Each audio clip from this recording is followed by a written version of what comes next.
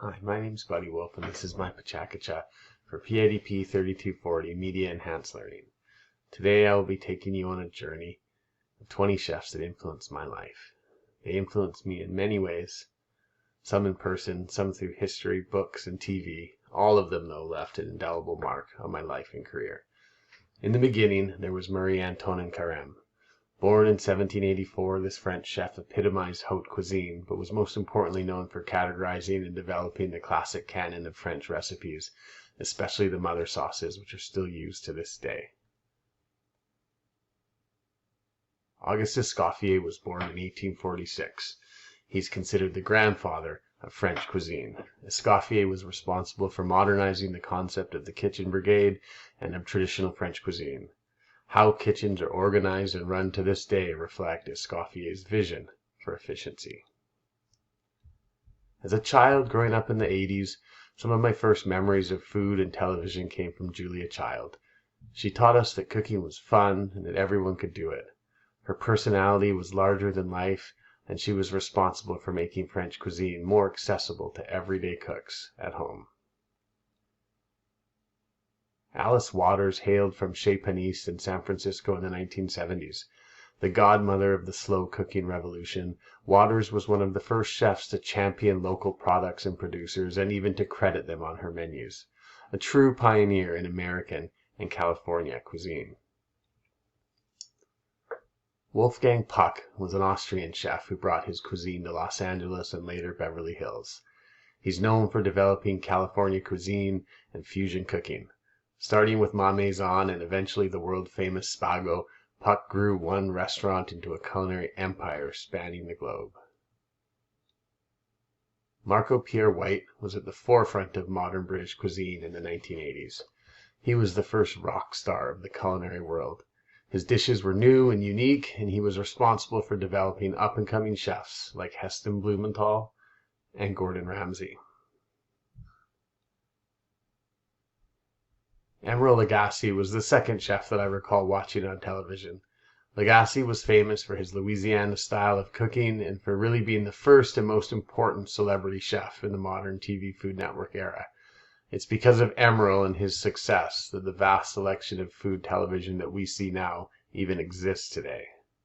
My time cooking and learning in Hawaii was greatly influenced by the next three chefs. Sam Choi was the original local boy in Hawaii and bridged the gap between modern Hawaiian regional cuisine and local fare. He brought down barriers of what fine dining meant, and his food was accessible to people from all walks of life. Perhaps one of the most important figures in Hawaiian cuisine was Alan Wong. His restaurants were cutting-edge Pan-Asian fusion with a flair for all things Hawaiian. Alan championed local farmers and local products and highlighted them in his dishes at his eponymous restaurant, Alan Wong's. Roy Yamaguchi, the last of the Hawaiian Holy Trinity, was perhaps the most successful of all.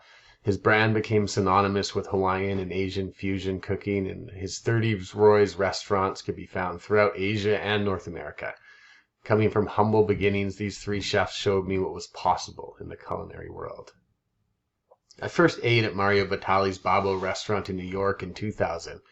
He was a Seattle boy that made it big in the big city. What I loved most about Batali was that every one of his restaurants had different concepts and they were all amazing. He taught me that sometimes it was okay to just eat fat and that flavor was always the most important component in a dish.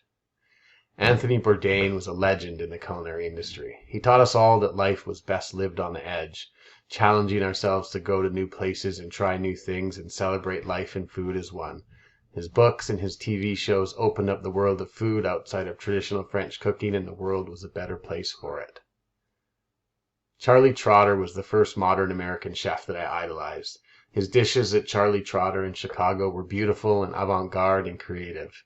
I had all of his cookbooks. Both Charlie and the next chef epitomized what new American cuisine in the late 90s and early 2000s was.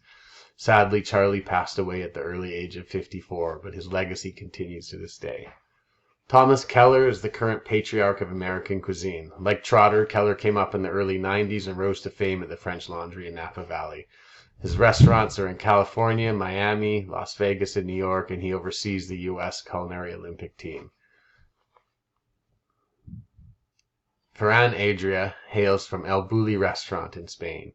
He single-handedly pioneered what we know today as molecular gastronomy.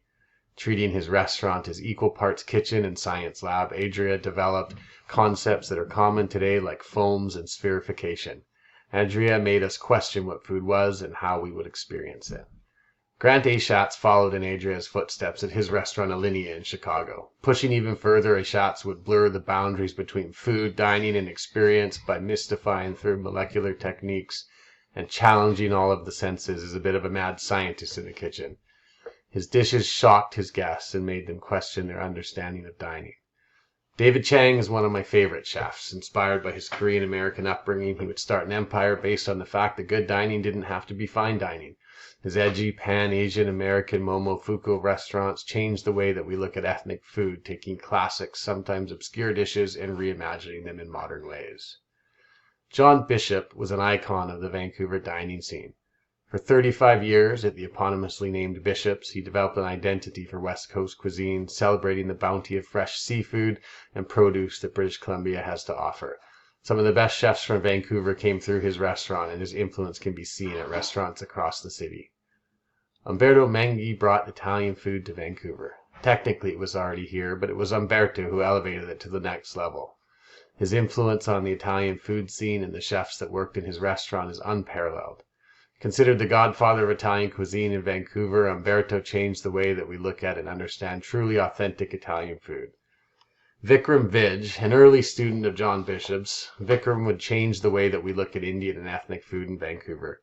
His thoughtful and original takes on classic Indian cuisine was and still is as refreshing as ever. One look into the open kitchen at Vij's and you'll see something rare in professional kitchens. 100% of the staff are women. Thank you for listening to my Pachakacha on 20 chefs that influenced my life.